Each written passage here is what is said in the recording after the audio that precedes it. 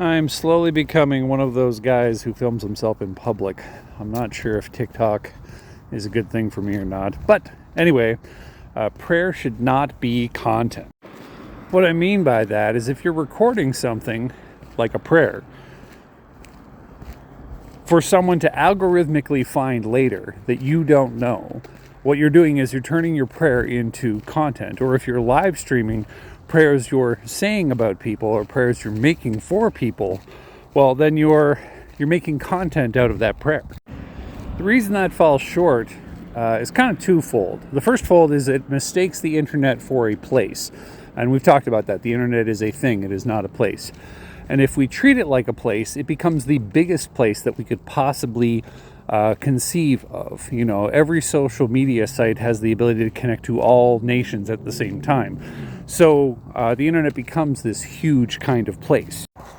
When we take that view of the internet, what prayer then becomes is the biggest place where we can pray. And Christ admonishes us not to do this kind of thing. He says, when you pray, do not be like the hypocrites who stand on the street corners and with their loud voice think that they will be heard. You can't have a louder voice than TikTok right now. But if and when prayer on the internet isn't a place or isn't something that we do on the place of the internet, but rather we do something to the thing of the internet, well, then it becomes something entirely different. When we make prayer content on the internet, what we end up doing is taking what should be something said between people to God or said between God and yourself, and we turn it into a thing. We turn it into a digital file. And that really only comes into play as a bad thing when we consider what that means with our in-person prayers, the ones we make, when we algorithmically find a prayer that has been made into content that we then adopt. What's happening in that interaction? What's happening when you find a piece of content, algorithmically or otherwise, and you take that prayer and you make it yours because you've decided that this belongs to me now because it was made obviously for me because I found it with the algorithm. Because prayer as content can do very well as content. The nature of what's happening when people are trying to pray has to be reconciled with. You see, when we decide to use that prayer instead of making a prayer ourselves, what we're doing is we're deciding that our communication with God is going to take a sidestep to what is really a device, what is really a creation of mankind to stand in the place of that prayer. And that's a very troubling kind of modern magic that's happening. It's almost like the process of making a talisman, if you know anything about that. What talismans are is they are usually a piece of jewelry or something expensive, like a smartphone, that is imbued with magical power. And that's what's happening when we try to make prayer content. There's this aspect of us trying to take what we want the prayer to do and putting it onto something to lay in wait for someone who's going to need that prayer that we have put into that device or that file or that piece of jewelry or that smartphone. We want it to kind of rest there until the algorithm finds the person who's going to use it.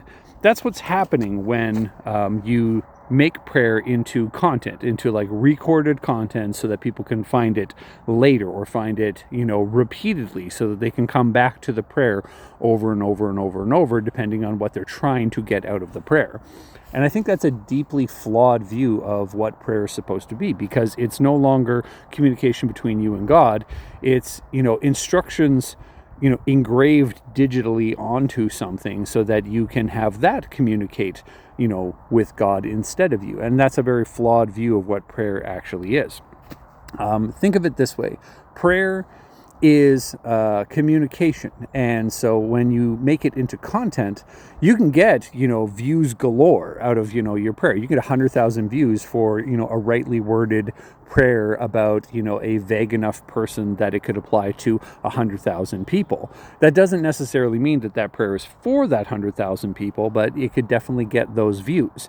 Does that make it more sincere than a prayer made by any one of those 100,000 people for those same reasons? If it's a prayer for, healing, and the person is looking for the power of God to heal them, and they pray for it and don't receive the healing, and then they try to use this talisman that's been created, this digital prayer talisman that is prayer in content, for that same purpose. What are they doing except for ceasing communication with God about their healing, and then deciding that this thing is going to be the key, that this is going to be the way that I get my healing, as opposed to the communication with God about that healing. And you can do that about supplication, about mercy, about justice, about anything that you would normally do prayer for.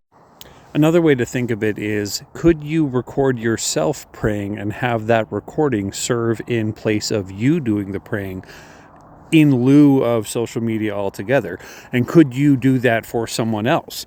Could you record a prayer, load it onto your iPod, make sure your iPod's plugged in, and press repeat and just have that prayer going nonstop 24/7, 365? Would that mean you're praying all the time? A lot of Christian creators will make prayer content because they've got a faulty theology of what the internet is in the first place. They view it as a place, a magical, no pun intended, place where they can be connected to all sorts of people who need prayer. But instead, what they end up doing is turning their prayers into a magical object, into a magical thing, a talisman, something that they can pour the intent of their prayers into so that somebody else can find that. And whether they know that's happening or not is quite besides the point. The same way, whether they know that a prayer recorded into an iPod and pressed repeat on would be effectual or not is besides the point. Prayer is meant to be communication, and anytime we take it away from that context, it becomes problematic and becomes something that can be so much worse than the intent of the prayers. It becomes this thing that turns pagan, that turns into a magical practice, because it's leaving its initial and original function as communication between you and God, or between you and God on the behalf of someone else. Prayer can't be content. It can't be content for the same reason that worship can't be content. You couldn't record yourself singing every song that your church sings and just asking the sound team to play that recording alongside the music that's happening on Sundays whenever they need another voice to add to the mix.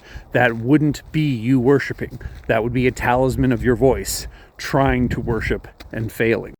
This isn't to say that prayer doesn't have a place on the internet. It just doesn't have a place on the internet as content. We'll do a part 2 and explain how prayer actually works on the internet and how it can be one of the most Christian things that you do.